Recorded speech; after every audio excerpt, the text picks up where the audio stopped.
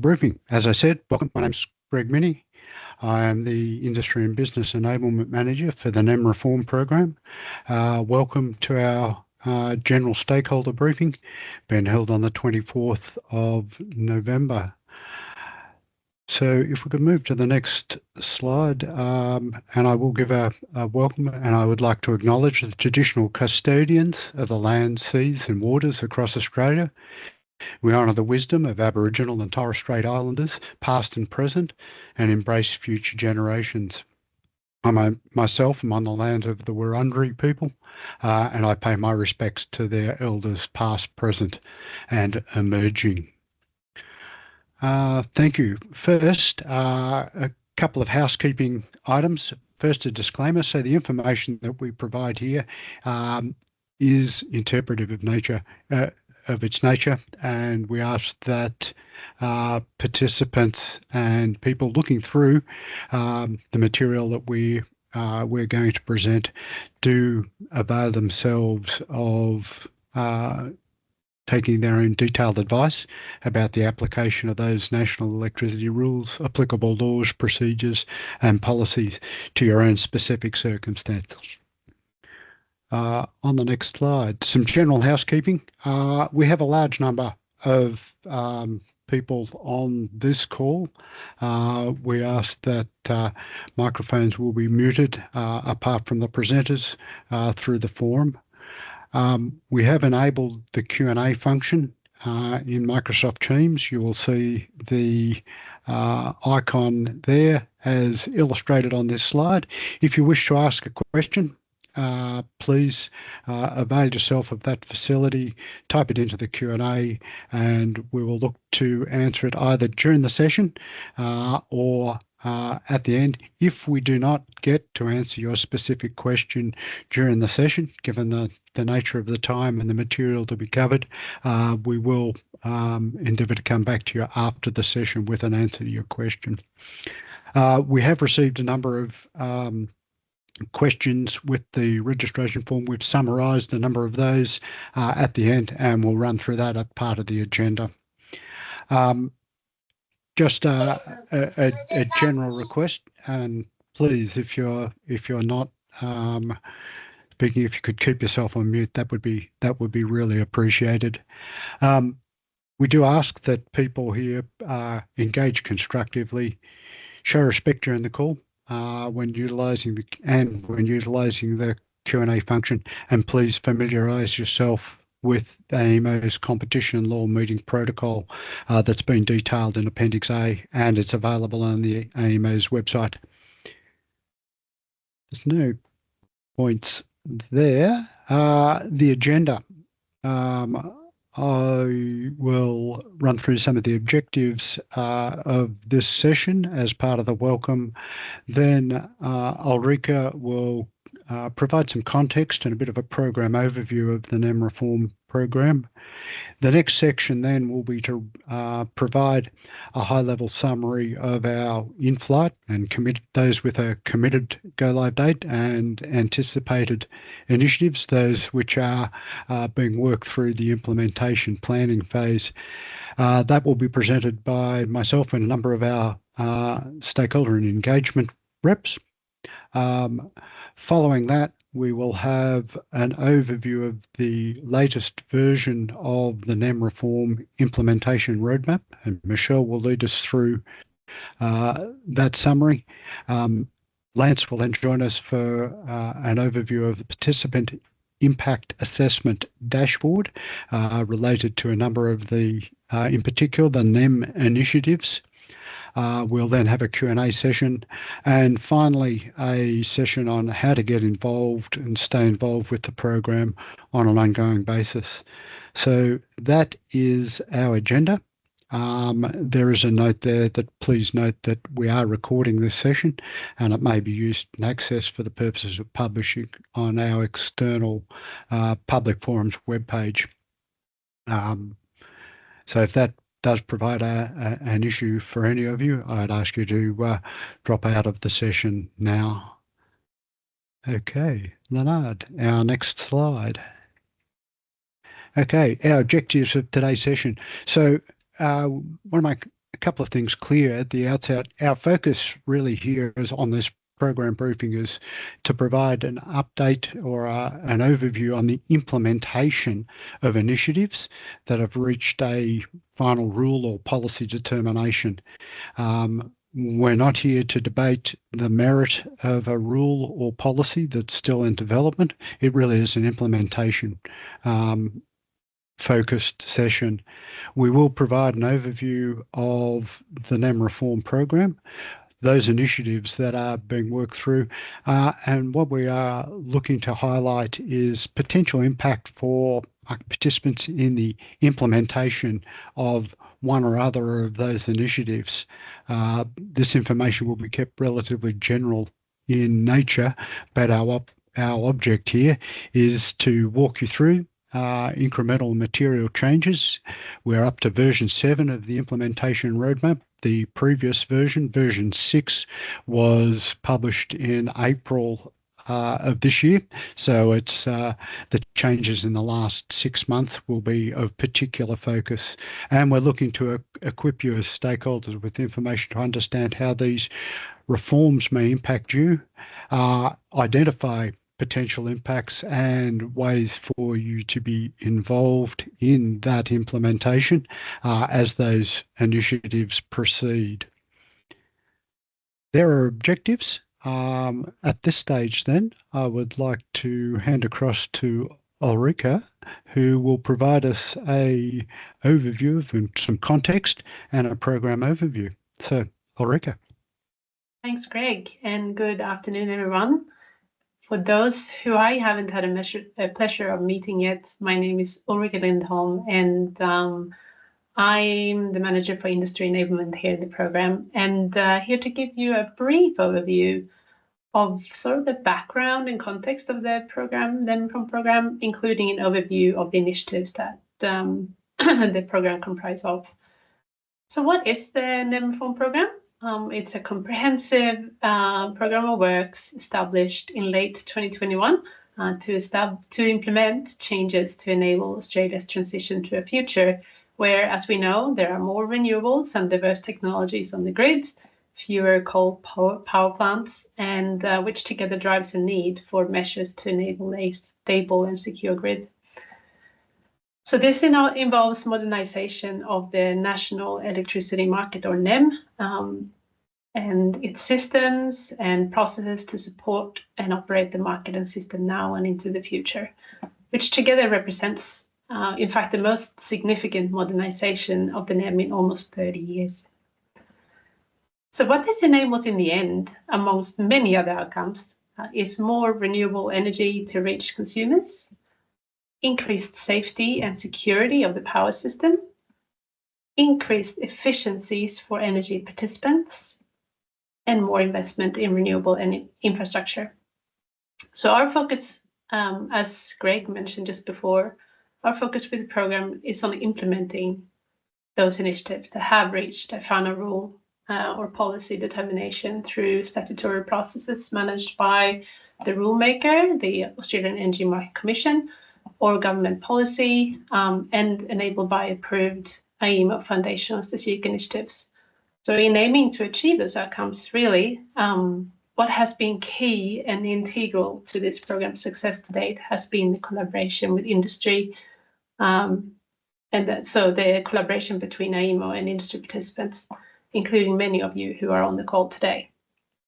So it does really represent a very broad collaboration effort, and I would like to take a moment and on behalf of the team, thank everyone for their efforts to date. Right, next slide, thank you. Beautiful. So this is really a one-page snapshot of the scope of the program in the form of a hand fan, if you like. So we will not spend time on the detail here, but rather look at providing you with a sense of the areas of reform and change which continues to evolve. And these are the pathways represented by the fan blades in this hand fan, if you like that analogy. We will subsequently, as you saw by Greg's overview of the agenda, we will look at the current initiatives, which I will give you a little bit more detail on those. So each of these individual pathways represented on this page have several initiatives, some of which are underway, others have been delivered. And they may have come from a rule change, or it may have been a strategic opportunity by EMO to uplift some systems and capabilities to enable reform and a future system. So those pathways have so they have a series of initiatives that are relevant to either wholesale electricity market reform or retail market improvements, etc. And underneath each of these is an extraordinary amount of work and engagement with stakeholders involved. So an effort underway to deliver this program, which we'll go through in a moment. A large number of initiatives have been delivered already, and I won't go through them in detail today, but they're represented by the green ticks that you can see on this slide. So certainly feel free to use this as a bit of a reference around what has been achieved as of November 2025. Happy to move to the next one. Lovely. So as I mentioned, the industry collaboration effort is key to the program. And if you are currently just becoming aware of this program works, this is just some really high-level information to help you get involved. And there'll be more on this later in today's presentation as well. So you can join the quarterly newsletter, which gives you access to our high-level information about what's underway, as well as high-impact announcements. And also, there's a mailbox for you to get in touch with the team, both of which are detailed there on the right-hand side on this screen, and will be provided once this pack is published. If you're looking for more active involvement or participation in the program, the delivery and tactical components of involvement, we've got a variety of different tools and sessions available for you to participate and engage with. So the program has established a framework that allows for collaboration and support of industry readiness from early planning all the way through to industry testing and go live.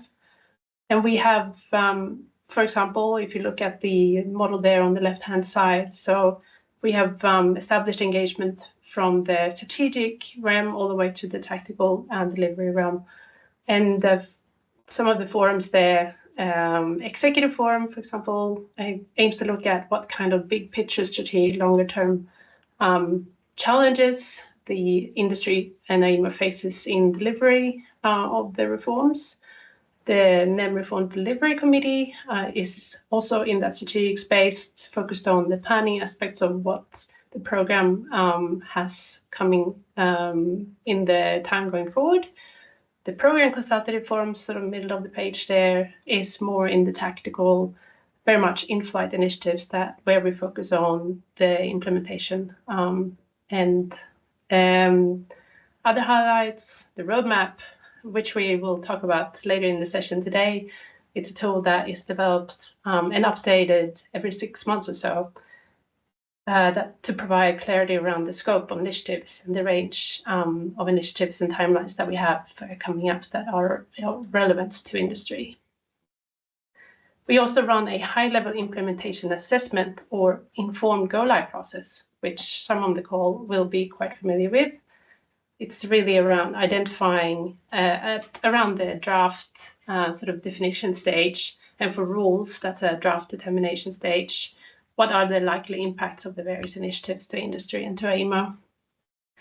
And so to work through with industry to help inform things like commencement dates, or allow participants to get some sense of what the likely scale and impact of an initiative is as part of their planning or participation in their rules-making process.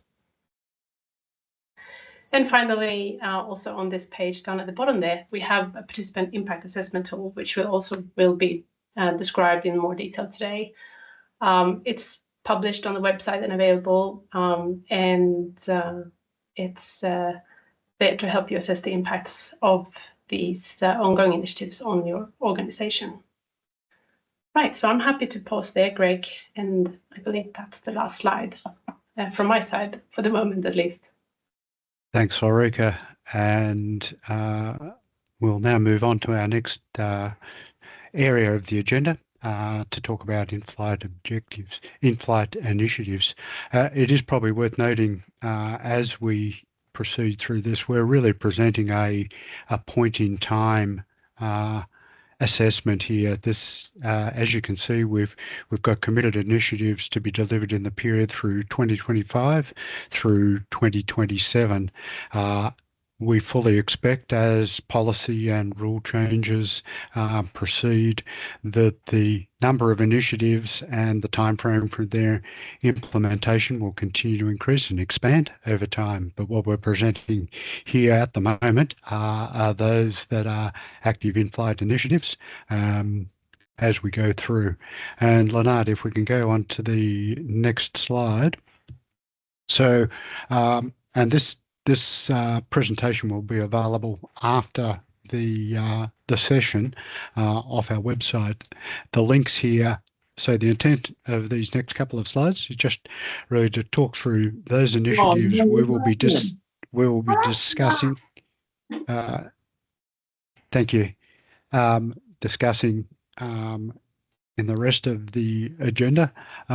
But also we're attempting to highlight here those market participants or the participants that will be impacted, may be impacted by the implementation and the preparation for each of these initiatives as we go through. So first of all, we'll run through impacts of the metering services review. And in fact, that's part of the accelerating the smart meter deployment rule change. It has two go lives, one on the 1st of December, rapidly approaching, and another on the 1st of July. Impacted stakeholders, distribution network service providers, market customers or financially responsible market participants, and metering providers, metadata providers, and metering coordinators. The second or the next of these initiatives, flexible trading arrangements, which is integration of CER. This also has two go lives, and you can see there a broader range of potentially impacted stakeholders from generators, integrated resource providers, TNSPs, metering providers, and metadata providers. Improving security frameworks for the energy transition. This is another initiative with a very imminent rule commencement date of the 2nd of December 2025. We'll talk through its potential impacts, but their impacted stakeholders in general: generators, scheduled and semi-scheduled, integrated resource providers, and transmission and network service providers. Shortening the settlement cycle, which has a rule commencement date scheduled for the 9th of August, with impacts focused really around financially responsible market participants and metering data providers. Project Energy Connect market integration has two go lives, part of the rule commencements in August and November of 26, with a focus there on TNSPs, generators, retailers or traders that have impact of settlement residue auctions. Cash security has a November 26 go live, which will impact financially responsible market participants. And I think, Leonard, we have one more slide of this type. And then we have three initiatives that we've grouped together under strategic and foundational type of impacts. Updates to identity and access management, updates to our industry data exchange, and from portal consolidation.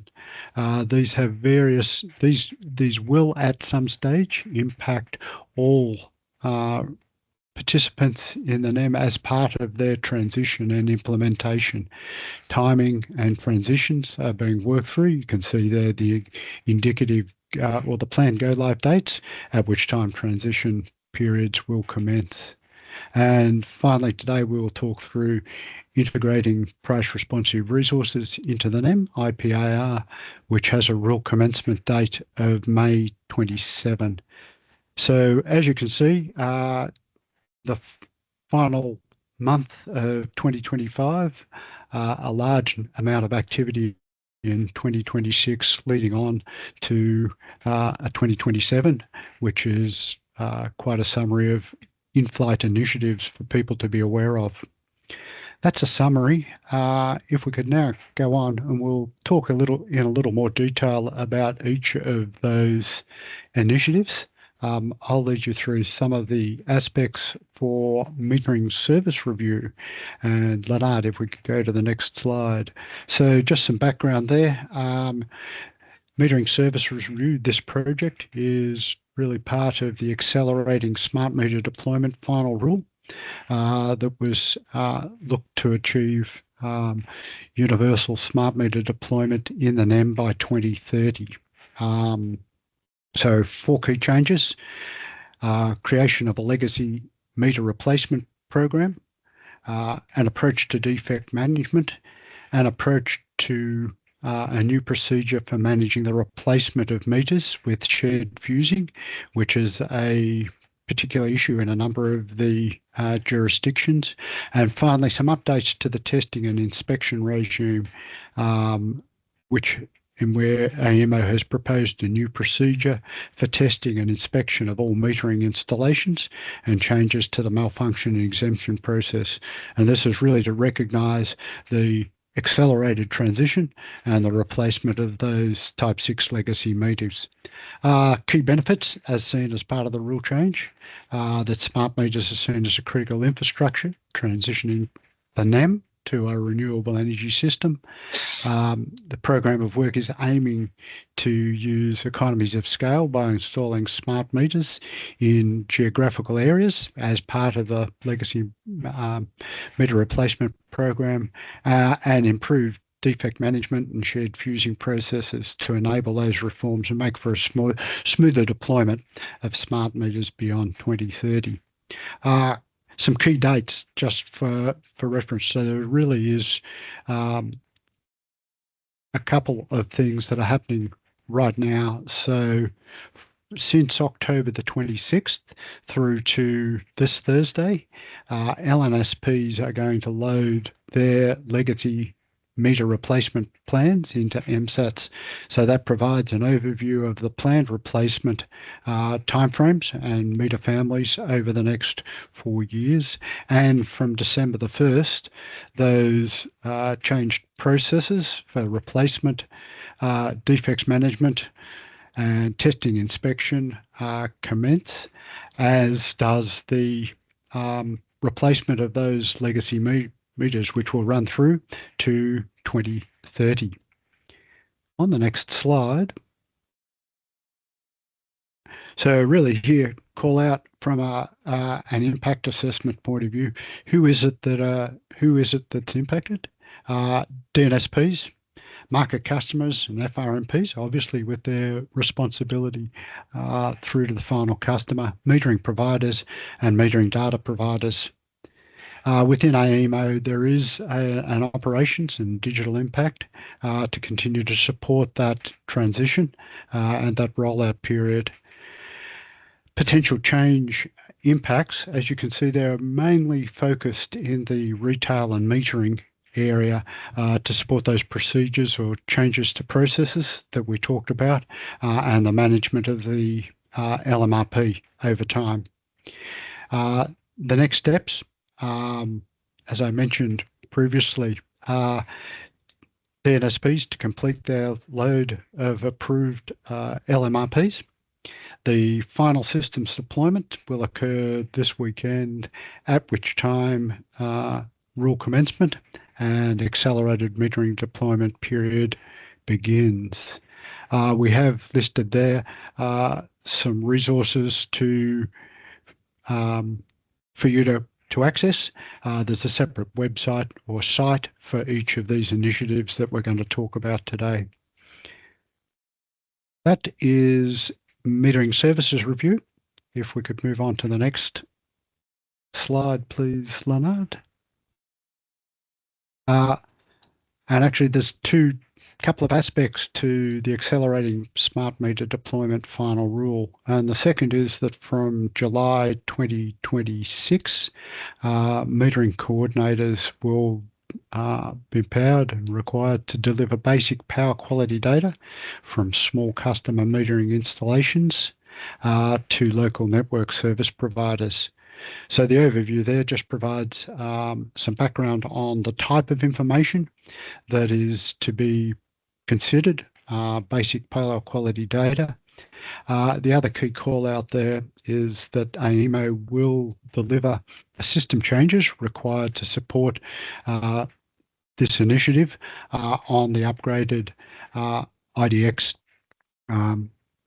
platform. So this will be the first implementation of a new business service on that upgraded platform.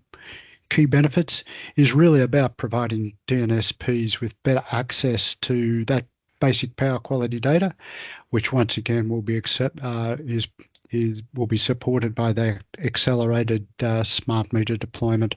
And you can see there some of the benefits that were included as part or considered as part of the rule change. If we could go on to the next slide. Thank you. Impact assessment. Once again, local network service providers, metering coordinators, and metering data providers, key impacts there. Our next steps.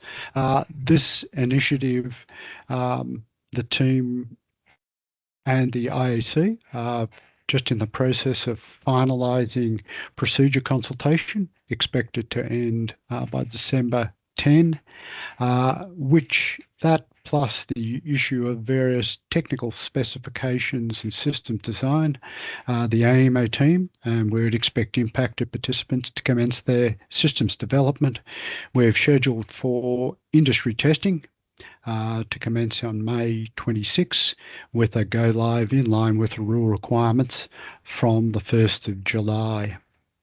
And once again, for references there on the websites for the metering services review. This point, I will now hand over to Jen Marin. Oh, sorry, I have one more. Flexible trading arrangements. So this is part of the unlocking CR benefits through flexible trading rule. And this has two effective release dates, the 31st of May 2026 and the 1st of November 2026. What does this initiative support? It allows large customers to be able to engage with multiple energy service providers at your premise. Energy service providers for small and large customers will be able to separate and manage the flexible CER from passive loads, create appropriate offers for customers to benefit from those energy flows, and minor energy metering flows to be metered and enable the delivery of innovative and essential products and services at lower costs. So this includes things like street furniture, street lights, small customer batteries, and it introduces some innovations in the metering approach there. You can see there the key benefits, and it really is the introduction of an ability for greater separation and visibility of flexible CERs for both customers and industry, sitting behind the initial connection point. On the next slide, we just have, thank you. Once again, impact assessment. I think the key call out here are there are some new responsibilities that are introduced as part of this rule. So a NEM service provider or for the maintenance of secondary settlement points will be new responsibility. And then obviously metering providers and OEMs that are providing this changed metering functionality and capability. Our next steps, procedure consultations will be concluding in December, and participants are then encouraged to make use of the technical specs in preparation for both those releases. Industry testing will commence in the first quarter of next year for the May release. I will pause there and hand over to Jen, who will take us through a number of what we've called our wholesale initiatives that are currently in flight. So, Jen, over to you. Thanks, Greg. Good afternoon, everyone. If I haven't met you as yet, I'm Jen Marin. I'm part of the NEM reform team. As Greg mentioned, I'm going to be covering a number of initiatives, so the wholesale electricity market reforms in particular. So if you remember, that was the dark blue kind of line across that fan diagram that Ulrika took you through earlier. So we're going to start with improving security frameworks for the energy transition. And then I'll take you through shortening the settlement cycle, project energy connect market integration, and finally cash security. So starting with ISF, why improve security frameworks in the lead up to the energy transition? Well, it's become more challenging to manage power system security, and this can be attributed to factors like an increasingly variable generation mix and the continuation of extreme weather events, particularly up and down the south, the east coast. Essential system security services like inertia and system strength are critical to maintaining the overall power system security and reliability. And synchronous generators, so large coal, gas, hydro, previously performed this role, but the newer non-synchronous generations like wind, solar and batteries do not automatically provide these same services. So what are the benefits? So the introduction of new incentives will mean there's a focus on investing for the future of system security, scheduling of security services, more transparency around security needs, and then learnings that can be applied. And consumers will ultimately benefit as it ensures that the power system and security needs of today and into the future can be met. So key points and dates to remember. Rule commencement and full enablement obligations are happening next Tuesday, the 2nd of December. So, Christmas is on the way. December is nearly here. Next slide, thank you. So who does the reform impact? So scheduled and semi-scheduled generators, integrated resource providers, and TNSPs primarily. On the AEMO side, it's our operations and digital and system design teams that are impacted. Next steps, market trials have been held and we've successfully worked through all aspects of the rule implementation with industry in readiness for next week's rule commencement on the 2nd, as I mentioned. We will have a transition period for service providers and we'll run an 8-week post-commencement support period, which will go until the 27th of February next year. So if you'd like more information, you can head to the ISF page. Okay, so now I'm going to take you through the shortening the settlement cycle initiative. Thanks, Lenage. To the next slide. I'm not sure what's happening, Jen. I think something's happening with the syncing of the slides. Okay. So what I'll do, I'll unshare and I'll share back again. One sec. Okay, sure. Just bear with us a moment.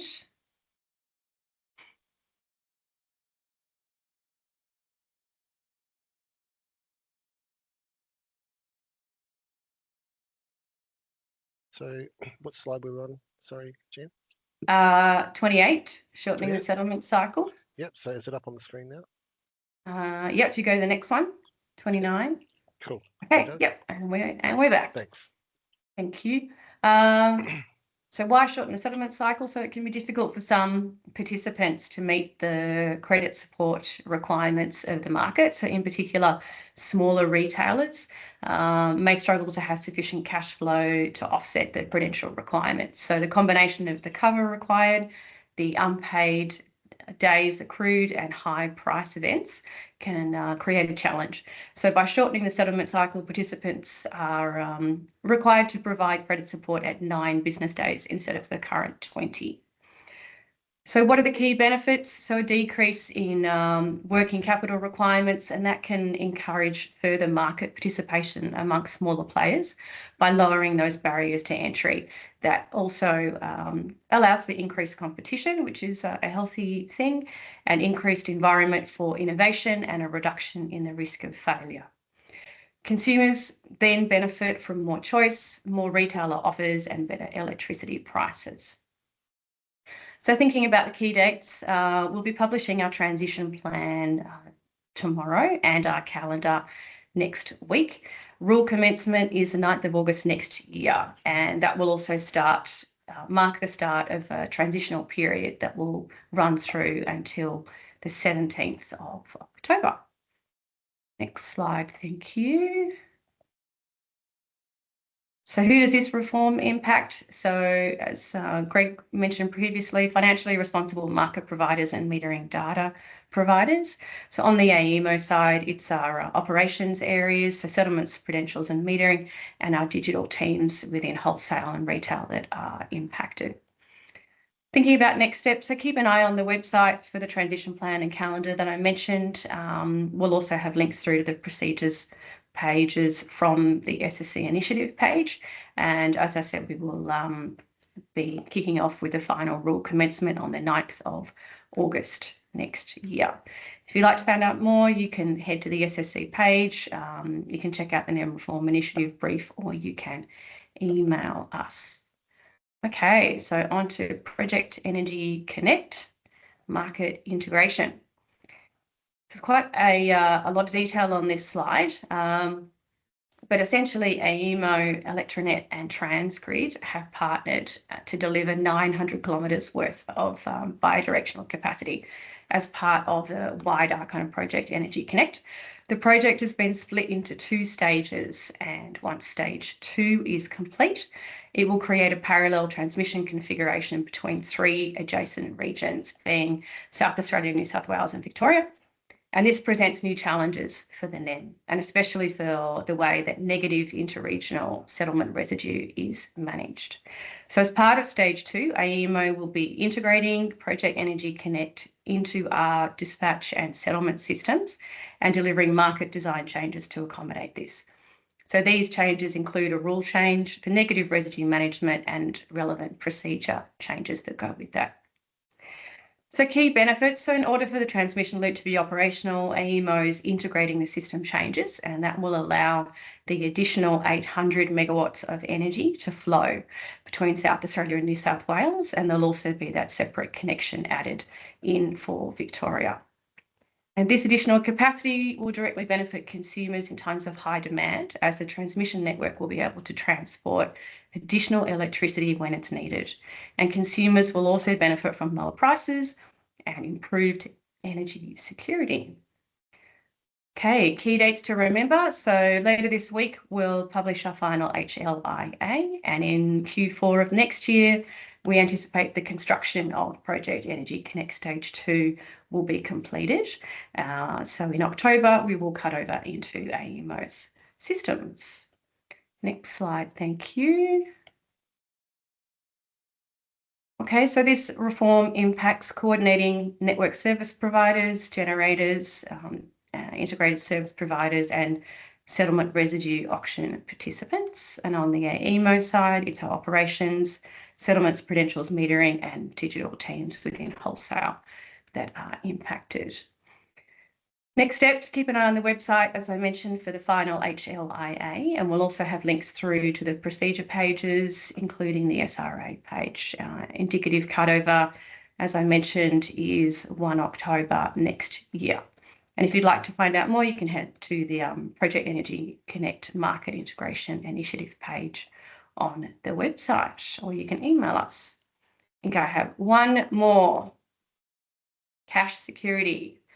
Okay, so similar to shortening the settlement cycle that I went through a little bit earlier, participants may face barriers in obtaining the credit support required to participate in the NEM. So small and prospective retailers in particular typically have higher credit support costs due to higher financing costs and lower access to capital. So offering cash as an option for credit support lowers these barriers to entry. Thinking about key benefits, participants can choose the credit support option that is lowest cost and most suitable to them. And there's a reduced risk of participants triggering a default event by allowing them to provide cash as credit support to us on short notice without reliance on a third party. And ultimately, the final rule, as posed by the AEMC, aims to support increased competition and reduce barriers to entry into the retail market for the benefit, ultimately, of the consumer. Key dates for cash as security. So commencement of the guidelines will start in February of next year, and the final will be published by August. And industry readiness will start from Q2 in 2026. Rule commencement is for the 1st of November. Next slide, thank you. So this reform impacts financially responsible market providers and participants who are receiving net payments. On the AEMO side, it's operations, again, market management, settlements and prudentials, finance and legal, and digital teams in wholesale and other systems. Next steps, as I mentioned, cash security guidelines that will commence in February of next year, and we'll provide further updates in some of our other forums as we move through the milestones of cash security. So if you'd like to find out more, you can head to the cash security page on the AEMO website. I've covered quite a lot today, so if there are questions on any of those initiatives, which were improving security frameworks, shortening the settlement cycle, Project Energy Connect, market integration, and finally cash security, you can just pop them into the chat using the Q&A function. That's me. Thank you. Over to Radhika now. Yeah, thanks, Jen. And Radhika, just before you begin, we have noticed that there's a Zoom AI companion that's joined this session. Look, I would request that that participant shuts down and leaves this session, or we probably will need to remove it. As I mentioned at the outside, we are recording it, this session, and we'll make that available on the website. So please, if we could do that, that would be really helpful. Thank you. Radhika, over to you. Thank you. Thanks, Greg. Thanks, Jen. Good afternoon, everyone. My name is Rad, and I'll be taking us through the three mighty initiatives. So we'll start off with the Identity and Access Management, or IDAM, as you'll probably hear it called a lot. And yes, another acronym to add to the collection. So IDAM sits alongside IDX and Portal Consolidation, and together they form what we call MIGHTY, or the Market Interface Technology Enhancements. So really at a very high level, IDAM is about how people and organizations securely access AEMO systems. It's how we make sure the right people can get into the right places, and just as importantly, that the wrong people can't. So this work sits within the broad reform pathway set by Electricity Security Board, working closely with AEMO, the AEMC, and the AER to prepare the market for where the energy system is heading, not just today, but well beyond 2025. Now, given AEMO's role in maintaining system security and reliability, there's an increasing need for stronger internal systems that can support these responsibilities. And identity management has been identified as one of those more critical areas. In fact, globally, it's considered one of the biggest weak points in cybersecurity. So IDAM is really one of those foundational building blocks. It supports future reforms, improves how we operate on a day-to-day basis, and reduces security vulnerabilities across the board. In terms of key benefits, this change will improve cybersecurity. It would create a smoother user experience through more self-service functionality. It will streamline and automate processes and also ensure that we are compliant with the Security of Critical Infrastructure, or the SOCI Act. So while the technology behind it is complex, the outcome is quite simple: a more secure, efficient, and user-friendly environment for everyone interacting with AEMO systems. In terms of key dates, we are looking at industry testing taking place from December 2026 through to March 2027, with transition commencement anticipated in March 2027 and a proposed 12-month transition window. Next slide, please, Leonard. Thank you. Now, who does this actually impact? On the industry side, this includes registered participants and future non-registered organizations who may need to interact with AEMO systems in new ways. Internally within AEMO, the key teams are operations, digital, and system design. That'll experience the most impact, particularly during the design and implementation phase. It is also worth noting that when these new systems are introduced, the initial impact ratings can appear quite high, but those assessments will be revisited as solutions are refined and tested over time. From a participant perspective, this change will roll out in stages. The foundation release will allow existing participants to take part in trials. The transition phase will move all current participant types into the new environment, and future services will open the door to additional organizations that may not be currently registered. So it's really about creating a more scalable and secure system in the long run. In terms of what's next, we will be running foundation testing from December 2026 through to February 2027, with go live and industry migration currently anticipated for March 2027. And industry migration workshops will also take place throughout 2026 to guide participants through what this means for them. And if you'd like to explore more or dive deeper into the detail, you can access further information through the Mighty page or contact the NEM Reform team directly. And as always, if you have questions now or as you go away and reflect, please don't hesitate to reach out. Next slide, please. Thank you. All right, so now I'll walk you through the IDX Foundation piece of the program. And once again, another acronym. So IDX stands for Information Data Exchange. At a very high level, this is about how data moves between AEMO and the market. So how systems talk to each other, how information gets shared, and how we make that process more secure, consistent, and efficient.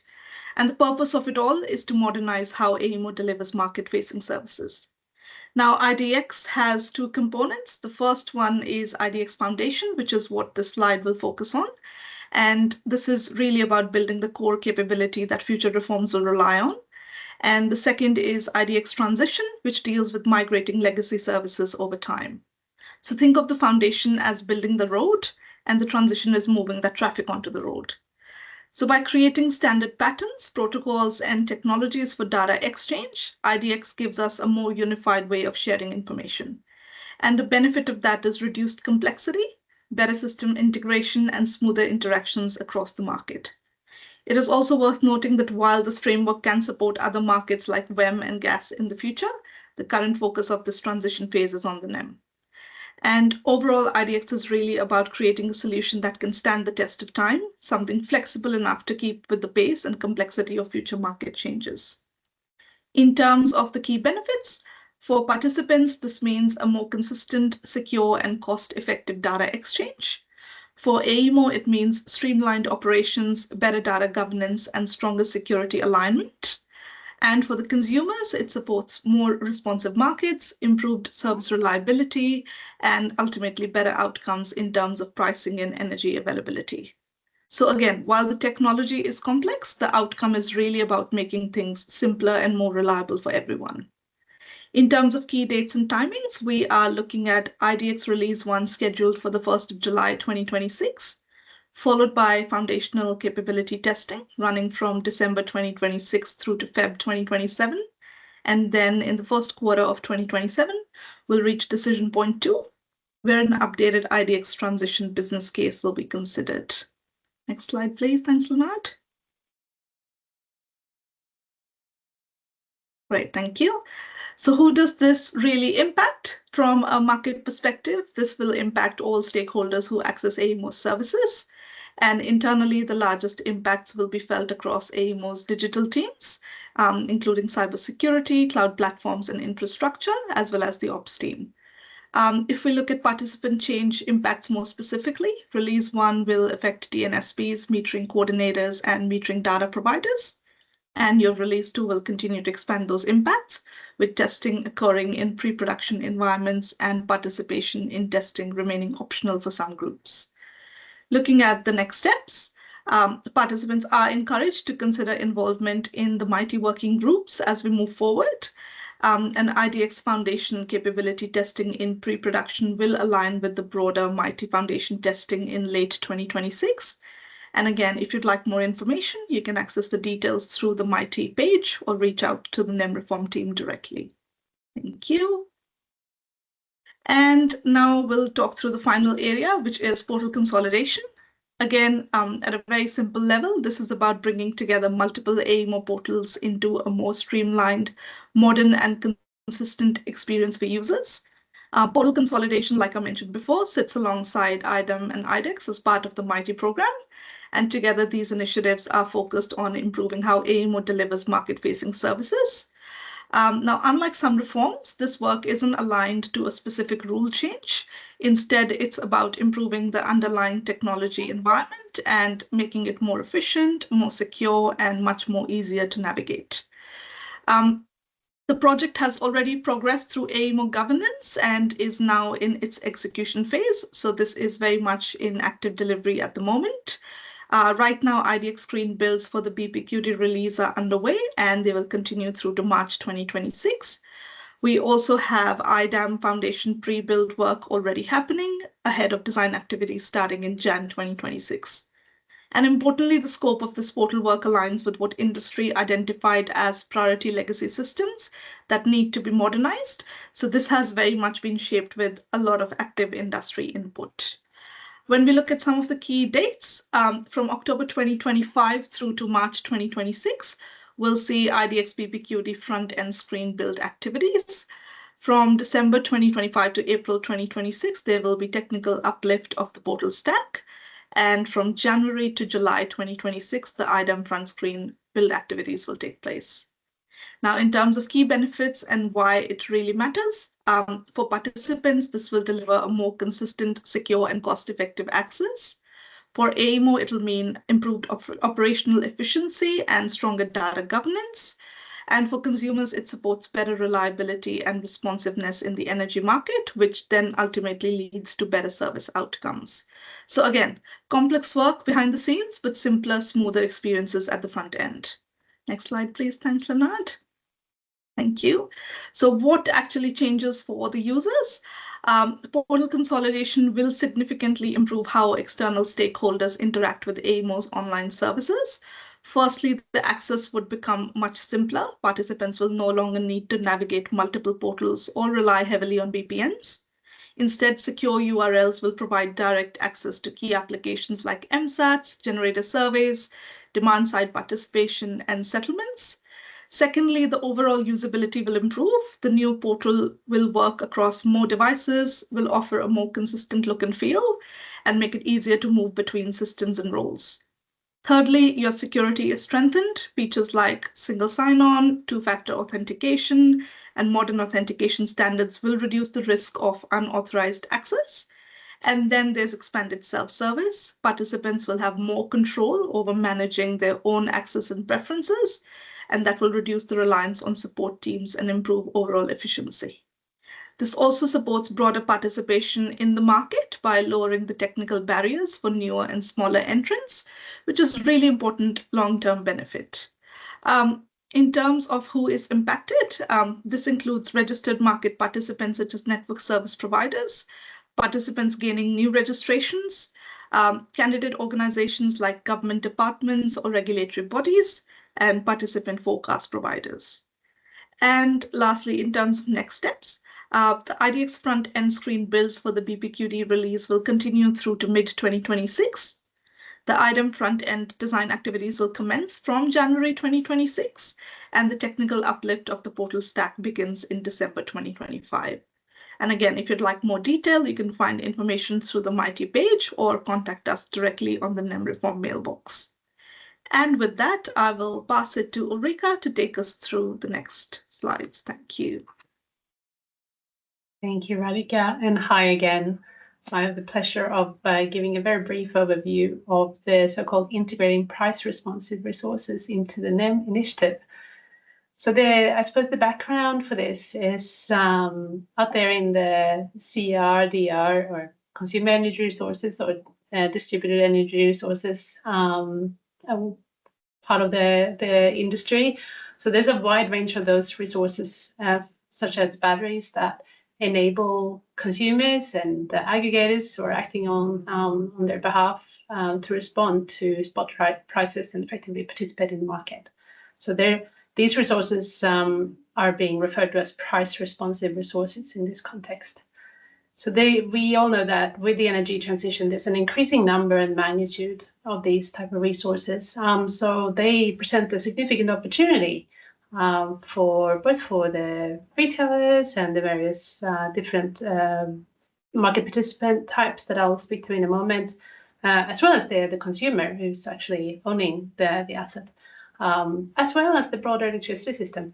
But it remains somewhat untapped. So it's and what that means is that there's the participation of these resources is not currently considered when determining the level of demand, so matching supply and demand in the market, and that impacts things like the spot price.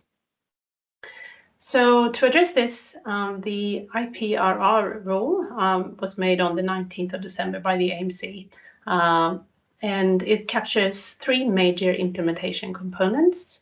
So I'll speak to them very briefly one at a time. So the first one is the so-called voluntary framework known as dispatch mode, which integrates presently unscheduled, and here's the word again, price-responsive resources into the NEM scheduling and dispatch processes.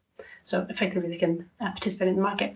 And the second area of implementation is a time-limited incentive scheme to drive participation in this mechanism in its early years.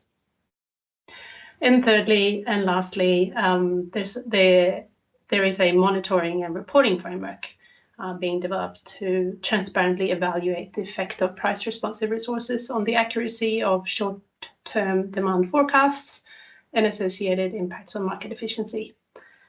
All in all, the intent with that scope is to lower barriers and provide opportunities for aggregators to participate in the market.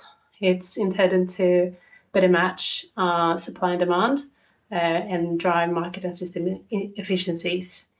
And in the end, it's also intended to reduce the need for duplicative investment in things like large-scale storage, which in the end is looking to avoid having that cost passed on to consumers. Right, so the key dates for this particular initiative, something that's coming up shortly, is the publication of the guidelines, which is guiding the dispatch mode. So they're called the Voluntary Scheduled Resources Guidelines. So that's anticipated on the 27th of November.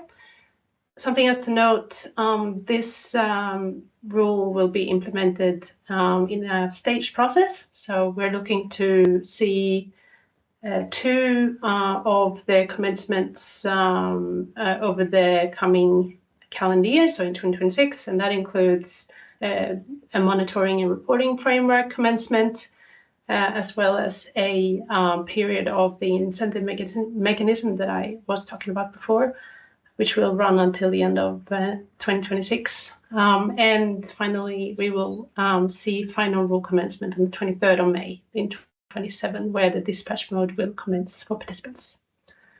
Next slide, thanks. Can we move? Yeah, perfect, thank you. So who's anticipated to be impacted by IPRR? First off, it will be optional to participate in the mechanism and will happen on an opt-in basis. And for those who do choose to opt in, the market participants such as market customers or retailers, integrated resource providers, non-scheduled generators, small resource aggregators, and other VBPs and aggregators will be able to nominate and aggregate their resources together to participate in the mechanism on a voluntary basis. And that's on behalf of their customers. So we also wish to highlight that there may be impacts to distribution or transmission network service providers, and this will be specific to their circumstances as well as the aggregators on their network. So as an NSP, you're encouraged to assess the impacts to systems and processes accordingly. And finally, in terms of impacts, so market participants not participating in IPR also are encouraged to assess any impacts to the systems and processes from IPR. Well, it's anticipated to be low to none. So what matters right now in the short-term next steps? So consultation processes are underway, addressing each of the 3 implementation areas. So there's some major documents being developed to govern those 3 areas, and the consultation of those are anticipated to be completed by the end of this calendar year. Also, AEMO's internal system development, internal testing is expected to be completed by the end of next year, and the progress on that and all the different supporting resources for participants are reported on a monthly basis through the program's forums to ensure that you have the information that you need for preparations. Right, so I am going to progress now to anticipated initiatives. Thank you. So we've just been through a whole long list of the initiatives that are being implemented right now. And in contrast, this list is initiatives for which the scope, timing, and impacts are very much at definition stage. So they're either pending a rule determination or policy process from the government or AMC, or going through AEMO's internal governance process. And what we're really intending here is to give you a very early high-level snapshot of the most up-to-date public information, not anticipating to go into much detail. So first on the page there, so it's the Electric Vehicle Data Initiative, which was previously named the Electric Vehicle Supply Equipment. And this initiative is improving the visibility of electric vehicles as it relates to the electricity industry, to governments and industry participants. And we're very much progressing formulation of the initiative to confirm the approach and timing, as well as the industry collaboration framework there. And for those who are interested in staying informed, again, as I mentioned before, we do report on initiatives in the excuse me, in anticipated and in-flight status through our monthly forums. So information is available there and on the website. The second there on the page is IDX transition, NEM. So this is relating back to Radhika's presentation of the road. This is where we're looking to transition the traffic to the road, so to speak. And there's a an update to the mighty business case, so the business case for this component to be worked through with industry in the coming period. And to begin with, we are anticipating to have a conversation with industry at this Thursday program consultative forum on this topic. Yes, next page, thanks. All right, quite a few of these. So another anticipated initiative is the ST PASA replacement.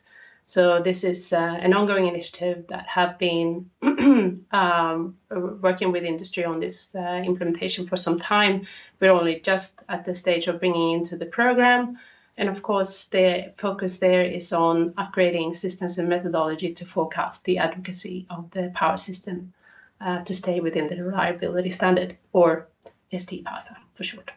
So the first stage procedure consultation has been finalized, with the second stage about to commence. And we are, as part of the work with you through the program, firming up what those timelines look like, and will return through the PCF and other forums in due course.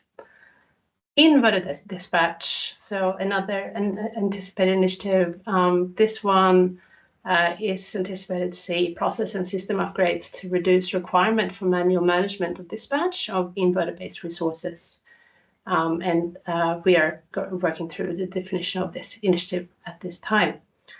Finally is a draft rule, which is going through a statutory AMC process to define this initiative, which is to introduce capability and process for consumers and consumer agents to obtain real-time metering data. So it's called the real-time data for consumers. The timing of this initiative is subject to the AMC's final determination process, which is anticipated shortly. And AEMO has released a draft high-level implementation assessment to assist participants in considering what the implementation impacts and timeline might look like. We're anticipating to update that once the final determination has landed. That was it for me in terms of anticipated initiatives. Handing over to you, Greg. Thanks, Ulrika, and thanks to all of the contributors there. So that was a snapshot of each of those initiatives that we have currently in flight or are working through to finalise implementation timings. So at this stage, I'd invite Michelle to join us. Michelle will take us through some highlights of the updates to the NEM reform implementation roadmap. And with that, yes, I guess, Michelle, I'll hand over to you. Thanks, Greg. Hi, everyone. I'm Michelle, and for those who haven't met me, I'm part of the strategic market reform team here at AEMO, and I work with Lance Brooks. You may have met before. We are in the team that works on the NEM reform implementation roadmap. So we update and maintain this roadmap through the year with the biannual releases of this roadmap. So as mentioned before, AEMO published version 7 of the roadmap on the 21st of October. And along with this roadmap was the supporting artifacts. And there's a link here on this slide for you to access the roadmap if you wish. So I'll just quickly touch on the main documents that make up this roadmap publication.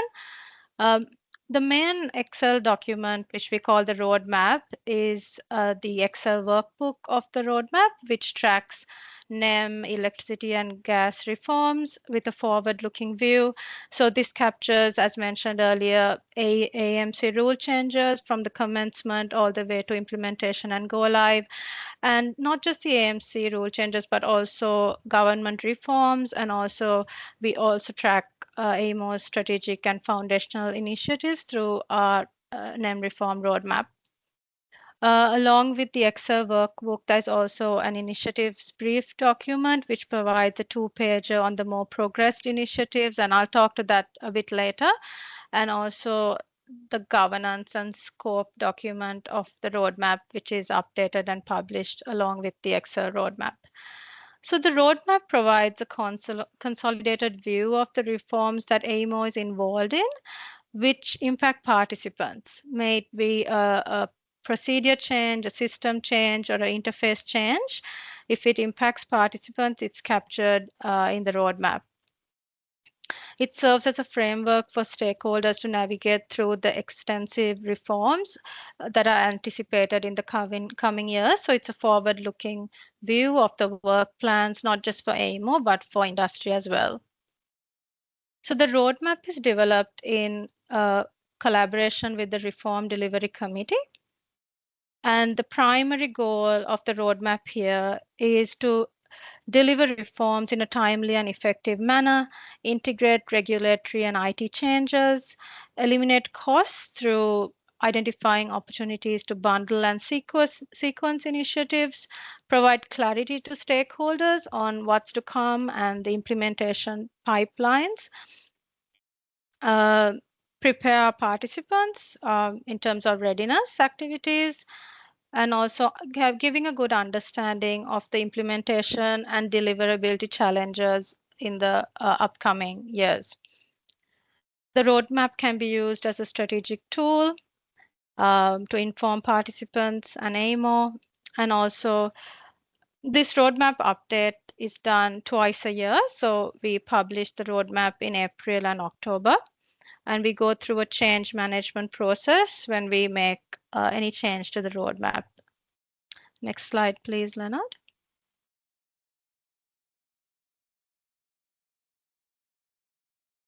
So this slide here has just a screen grab of what the roadmap looks like. So we've separated out the electricity initiatives and the gas initiatives into separate sections. So the last update was done in April, as Greg mentioned. So this October update captures the difference between the April update and the October update. So as with any update, there's been a significant number of changes which we put through the roadmap. So from incremental changes to material changes. So by material change, we classify a material change under the roadmap governance procedure is a change that in a timeline that is greater than 2 months or a change in scope. So any project that is falls within those two changes is considered a material change. So we put through 19 electricity material changes and 5 gas changes through this roadmap update. So the general updates to the roadmap include capturing new initiatives from either a policy change through the government policy changes, or it could be a AEMC rule change, and making sure the information on that we are reporting is up to date based on the latest publicly available information. So we capture the dates of the draft determinations, final determinations, go live dates. So those sort of updates are part of the general updates we do to the for the initiatives. Then we move the initiatives from like if it's in policy development to implementation, we make those changes along the way as well. We include new foundational and strategic initiatives into the roadmap as well, like the SD parser replacement, inverter management systems, and backup dispatch systems or BUDs that's been included in this roadmap update. Other general updates include removing implemented initiatives, so SCADA Lite and frequency performance payments, for instance, they've been implemented, they've been removed from the roadmap. And the Excel workbook has a log of changes. So there's a tab which has a log of changes, which documents all the changes we make between different versions. So what are the trends we are seeing from the roadmap? So what we can see is that AIMO and industry will be quite busy up until 2027 based on the initiatives on foot, and following which there's likely to be activity leading up to 2030 with the wave of new reforms that are coming in through the National CER roadmap and also the NEM wholesale market review or the Nelson review. So we've captured these at a high level in the current roadmap, but as these reforms shape up, we'll be capturing it in more detail, either in a rule change or in a more granular level through the roadmap. So for instance, final recommendations for the Nelson review is coming out next month. So based on that, it will shape up what the roadmap looks like in the next iteration. Next slide, please, Leonard.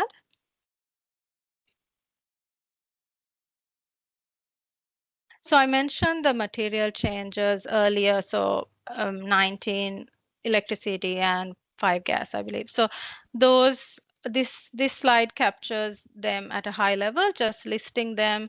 Either it could be a scope change or a timing change or both. So we've captured these on this slide. I'm not going to talk to each of them because I think we've touched on some of them earlier in this presentation. Also, it's available in our roadmap publication.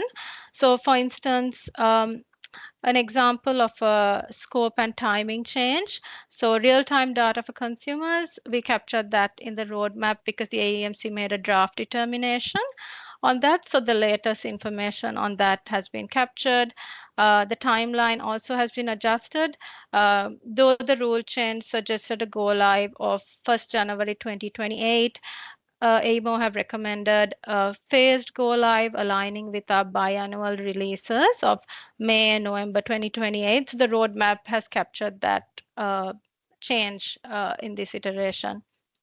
A scope change here is the Project Energy Connect market integration. So there was final determination released, and we've captured the details of the project in our roadmap. The timeline was up to date, so no timeline change there. Then for IDAM, IDX, PC, the timeline was shifted to align with the indicative foundational phase completion by first quarter 2027. So that was just a timeline change there. Next slide, please, Leonard. So as I mentioned, this slide just shows these are the artifacts that support the roadmap. So the initiative briefs document on the left there, which captures the more progressed initiatives. As I mentioned, it's a 2-pager which gives a high-level summary on an initiative from its summary of the problem, the solution, impacted stakeholder groups with the traffic light system, and also, if there's a procedure change, system change, interface change, we've captured those details, and we've tried to align it as much as possible to the high-level implementation assessments of those initiatives to make it all consistent. And again, it's a point-in-time assessment here as well. Along another artifact is the program and scope governance document. These documents get updated as well with each iteration to make sure the dates and times are aligned with the roadmap.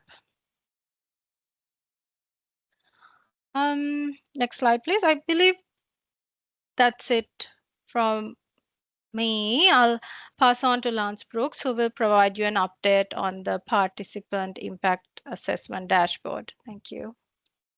Yeah, thanks, Michelle. And yes, Lance, if you're online. So the Participant Impact Assessment Dashboard is a tool that's been developed and published by the program team to assist participants with their individual impact assessments based on publicised information. So, Lance, we have recently published an update. If you could provide the group with an overview there and some background. Yeah, perfect. Thanks, Greg, and good afternoon, everyone. Thank you so much for everyone making the time to join the call today. We've had great numbers on the call as I've been kind of watching people float in and out. So really important that everyone's across all the information that the program is outlaying, given there's so much happening at this point in time. As Greg mentioned, we have published an update of the Participant Impact Assessment Dashboard this last month, I should say. The dashboard is really a new tool that we've developed, and its primary purpose is to provide visibility, analysis, and some really evidence-based insights to support industry with their planning and decision making. It enables participants really to anticipate resource requirements, identify those potential pinch points, and really plan for system and process changes as best as possible. Importantly, we think that by providing a clear and consolidated view of the upcoming reforms and their assessed impacts, the dashboard really hopefully fosters a transparency and supports collaboration in terms of our industry-wide planning activities. Now, the dashboard itself draws on a number of data sources, including the NEM reform implementation roadmap, as well as participant impact assessments that we hear through the various forums and committees, so the Reform Delivery Committee and the Program Consultative Forum. It picks up data from the high-level implementation assessments that we have created, and we are very open to receiving direct stakeholder feedback on the information that's captured within the tool. As kind of covered within this briefing, it covers also the in-flight and anticipated initiatives, so those with the final or draft determination and those with the committed delivery schedule at this point in time. We do update it periodically alongside the roadmap, just ensuring that alignment between the two documents. It's available on our website, so there's a link in the pack that will be shared with you, and you can find the latest version alongside that roadmap, as I mentioned. I did want to emphasize that the dashboard is AEMO's best assessment of the impacts to your individual businesses or industry segments, and so the dashboard really does benefit from feedback from stakeholders. So for those that do take the time to review, we certainly welcome any comments or insights that you may have on areas to improve both the accuracy of the dashboard itself, but also its functionality as well. If we can just jump to the next slide. Thanks, Leonard. So this slide just covers some of the general updates, and you can see on the screen there a bit of a snapshot of the front page of the dashboard. Recent updates include the removal of initiatives that we've already implemented, obviously, and so a general restructure to align some of the initiatives with those committed or estimated go-live dates as we know them. We've also updated some of the data points in reflecting some of the revised planning assumptions that we have made. So examples of that include the Mighty initiatives that we heard Rad take us through, the PEC market integration, the cash security and shortening settlement cycle as just examples. We've also included the anticipated initiatives such as real-time data for consumers, ensuring that the dashboard does provide that forward-looking view as much as we can where possible. If we go to the next slide, thanks. So this slide really does come with some caveats, so bear with me. Being that the assessment shown above, or shown on the screen, assumes that all initiatives are mandatory for all participants, which we obviously know is not always the case. It's very much subject to your own business model, strategic decisions there. Participants are therefore strongly encouraged to conduct their own impact assessment of the NEM reform program, accounting for their individual circumstances, including other programs of work that might be underway. So when we talk to stakeholders, we often hear that there's both the reform kind of agenda, but then a commercial agenda that they might be looking to implement, be it changes to their own systems. What we wanted to do with this slide is really just highlight how the dashboard can provide a high-level overview of the impacts to individual participants, or in this case, industry segments. So I won't cover off all the information on here, but if we just think about our wholesale cohort, which is the top group there, what the dashboard shows is that segment is facing 8 individual releases over the time period within the dashboard at the moment. 5 of those are reform initiatives or rule changes or policies. 3 are foundational and strategic initiatives that AEMO are driving. So when we think about some of the key drivers over the financial 26 period in particular, that's covering things like improving security frameworks and integrating price responsive resources into the NEM. So with that, we see high IT system impacts that are anticipated, especially for the IPRR, with significant testing schedules across actually 6 of the initiatives. And so when we think about that, that's obviously going to have potential impacts to resources or environments, particularly for that period from Q2 2026 to Q1 2027. Alternatively, if we think about our retail and metering cohort, we see 9 individual releases or 9 individual initiatives across that group. 6 of those are reform, including the real-time data initiative, and 3 are foundational and strategic. So key drivers for that cohort over the coming years include the metering services review and flexible trading arrangements, which we heard of earlier, both of which both with high assessed impacts on procedures and guideline changes in particular. And critically, we see multiple initiatives that are scheduled to go live, again, between that Q3 2026 and Q2 2027 period, which may obviously impact delivery teams and post-implementation activities. So how we think about our workforce planning initiatives in particular. I won't cover off the network side of things, but you can certainly take a look at what's on the screen there. I did want to encourage anyone who accesses the dashboard to please reach out with any feedback that you do have. I've mentioned that already, but I can't overemphasize it enough. It really is our best estimate of the impacts to your individual businesses. And so any way, shape or form in terms of the information that we can improve the accuracy of it will be of great benefit to the many, I would suggest. And with that, I'll stop there and hand it back to you, Greg.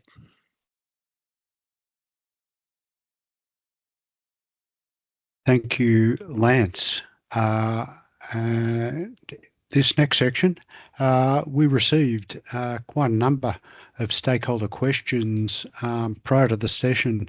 What we've done here is actually summarised a number of those questions and provided a response to you, which, as you'll see, will be published. So what I intend to do here is just to walk through those responses, the responses to those questions there, but they will form part of the published material outside of this. So the first theme was in terms of participant impacts, and there was a number of questions about gaining an understanding of the timelines and impacts to participants for the various initiatives under the NEM reform program. And I hope what we've illustrated today is there are a number of aspects to that. So firstly, in terms of the implementation roadmap, that provides a high-level view of those initiatives. Accompanying that, as an initiative reaches at least draft determination or a reasonably solid policy position, we provide high-level impact assessments of those initiatives. You can see those reflected in the participant impact assessment tool and the like, and as individual published documents. So what those intend to do is provide a first view of industry impacts and timelines, and then once as an initiative moves through to active implementation, obviously a number of those activities get refined, as do impacts. So that's where the broader engagement program via our monthly forums through Program Consultative Forum, each initiative is set up on our NEM Reform webpage, and so has a separate site, and there are updates in our newsletters. So the intent here is to provide that information both at a roadmap level and then at a detailed level as those initiatives move through. There's a couple of questions about the Market Interface Technology Enhancements Program, and hopefully the summary that Radhika provided much detail in regard to the status and timing of those initiatives, including the intent for commencement of transition for IDAM from March 2027, the completion of foundation testing in the same time frame. We do point out that the actual transition of the legacy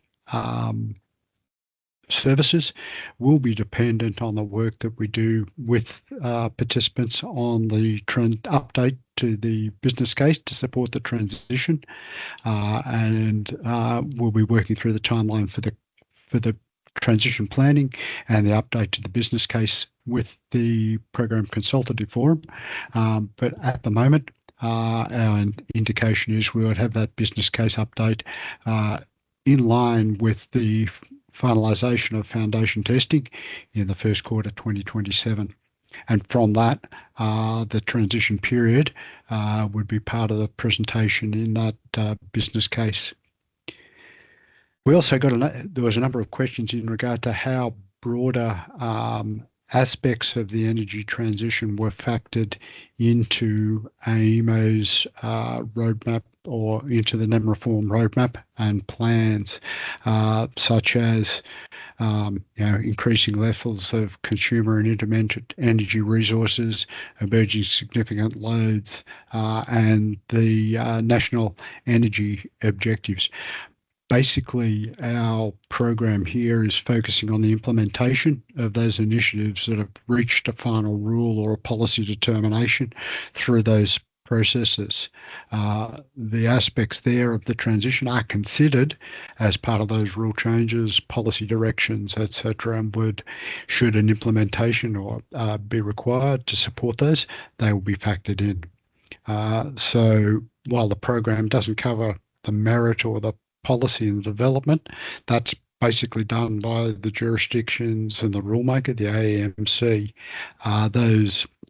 And that things like environmental regulation is embedded within the NEO. We see that as coming through that as those aspects of policy are considered, they come through as initiatives, and our roadmap and implementation scope then focuses on the implementation of those outcomes. Similarly, with jurisdictional priorities, there were some questions about what assumptions are made in the implementation roadmap about the impact of jurisdictional interventions. And once again, the policy and the rules as formed up and aligned by AMC drives the implementation timeline and the roadmap where jurisdictional interventions have an impact on those. That's obviously factored in, but the roadmap itself is not presented and monitored at a jurisdictional level. And the last question there was in regard to the CER roadmap and how does that, the NEM reform program and the roadmap relate to the national CER roadmap. And I think as Michelle and highlighted there, that as that roadmap is developed and been worked through, those work stream outcomes will form priorities and be incorporated as fully as possible into the NEM reform implementation roadmap. The supporting artefacts presented in the same way. And there has been a cross-matching of a number of those initiatives originally on the roadmap to those picked up by the CR roadmap as well. So hopefully that provides some clarity on a number of the questions. We think looking at the Q&A, we do have one outstanding. Yvonne, you asked a question about the ST Parser replacement. I'm in the middle of typing a response to that, but basically, yes, we're working through with the project team against that target go live date of August 26, and we're looking to confirm the let's call it the framework standard NEM reform timeframes, activities, when things will be available for industry testing, issue of data models, those sorts of things, so that we can provide you more certainty around the implementation approach and the timing of those. And we hope to be able to do that within the next month or two. Okay. The last section here is how to get involved, and Leonard. So I hope what we've been able to provide for you today is some of the high-level impacts for your organisations of the ever-emerging reform roadmap implementation and the NEM reform program.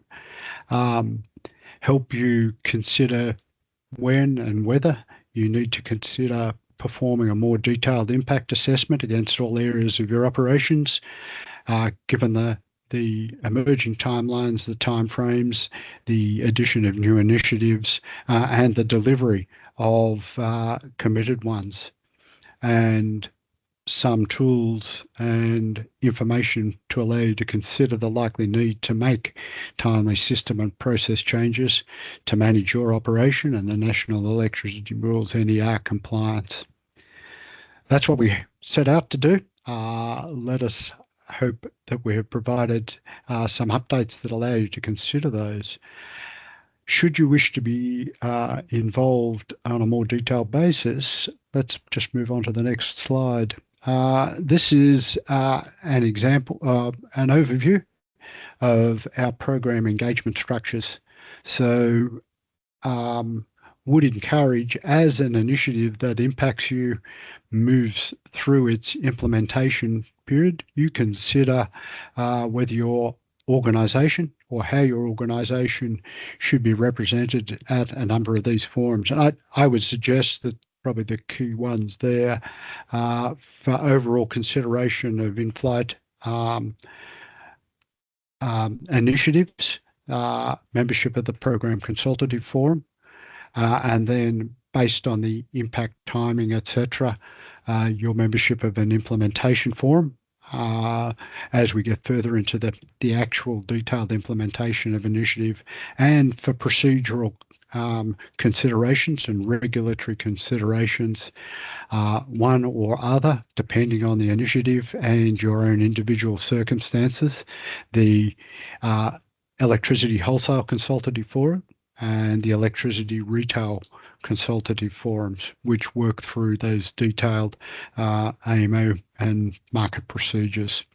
And then finally, as an initiative gets very close to implementation, there is a standing working group that looks at providing support from an industry testing point of view. That meets on a on a monthly basis.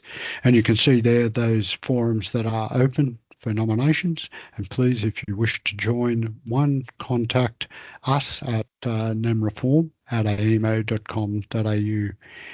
Other aspects there for some initiatives, particularly ones that are more detailed in nature, there are specific working groups that are established and run on a regular basis to provide you insight into the design, the approach, giving you support from a Q&A point of view as those initiatives move through the process.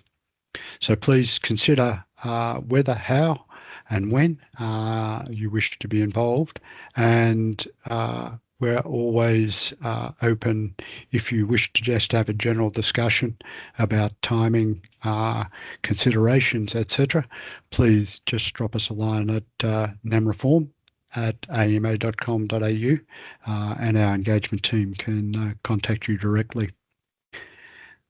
On the next slide, I think, Leonard, that brings us to the end of the session. We will look to have this information on our website as soon as possible.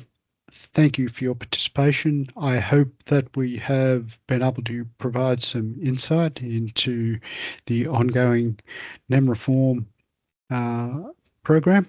And we look forward to continuing to work with you as the transition proceeds. So thank you all. Thank you all. Greg, thanks, Thank Greg you. and Elle. Thank you. Thanks all.